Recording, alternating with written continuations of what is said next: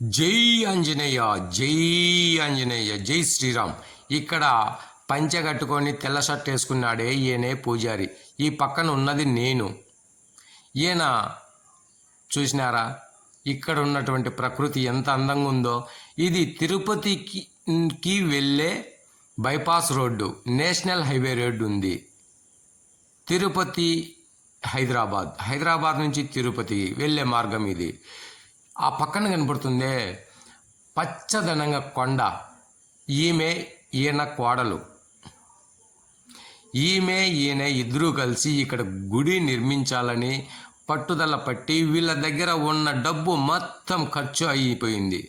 కేవలము వీళ్ళు పేదవాళ్ళు గుడి కట్టించాలని ఒక పెద్ద సంకల్పంతో ఈ విగ్రహాన్ని ఇలా నిలబెట్టగలిగారు.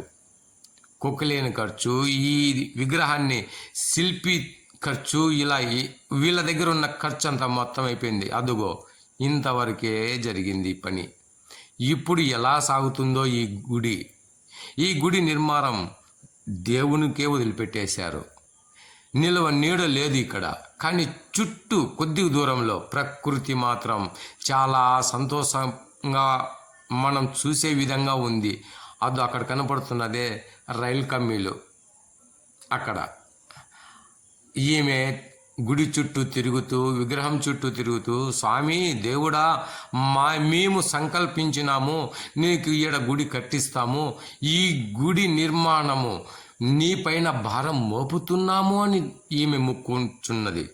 చూసినారా, లారీ పోయింది కదా ఇప్పుడు, అది తిరుపతికి వెళుతున్నది. అక్కడ స్కూటర్లు, ఇటు తిరుపతి, కుడివైపు తిరుపతి, ఇక్కడ తిరుపతి రూటు. ఇలా వెనక్కి వెళితే హైదరాబాద్ వరకు వెళుతుంది ఈ రోడ్డు. ఇది నేషనల్ హైవే బ్రిడ్జి ఉంది ఇక్కడ. ఈ బ్రిడ్జి పక్కగానే ఇక్కడ ప్రభుత్వ స్థలము ఉంటే ఆ ప్రభుత్వ స్థలంలో ఈ గుడిని నిర్మించడానికి వీళ్ళు శత విధాల ప్రయత్నం చేస్తున్నారు. వీళ్ళు కోరుకున్న కోరిక నెరవేరాలని ప్రతి ఒక్కరూ దీవిద్దాం, జయం కలగాలని ఆలోచిద్దాం. వీళ్ళ కోరిక నెరవేరాలని అందరము దేవుణ్ణి తలుచుకుందాం. చూసినారా వీళ్ళు ఎలా కట్టగలుగుతారు ఈ గుడిని? అక్కడికి వెళ్తున్నదే తిరుపతి నుంచి వీడియో తీసే ముందరగా తిరుపతి నుంచి వెంకటేశ్వర స్వామి ఈ దృశ్యాన్ని చూడమని ఈ రైలును ఈ సమయానికి, వీడియో తీసే సమయానికి పంపించినట్లుంది కదూ. అంటే ఆ వెంకటేశ్వర స్వామి ఆశీస్సులు కూడా ఉన్నట్లే కదా. ఇది నేను నమ్ముతున్నాను. చూసేవారు మీరు నమ్ముతున్నారా? అవును, నమ్మాల్సిందే. సమయానికి వీడియో తీసే ముందరగా రైలు రావడం.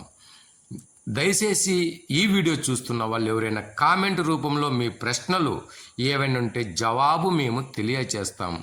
వీళ్ళ దగ్గర డబ్బే లేదే, ఉన్న డబ్బు మొత్తం ఖర్చు అయిపోయింది. వీళ్ళు పేదవాళ్ళు, నిరుపేదలు. మరి ఎలా కట్టగలుగుతారు ఈ గుడి? నాకు ఆశ్చర్యం వేస్తోంది. భక్తులారా, మీ ప్రశ్నలు వేయండి.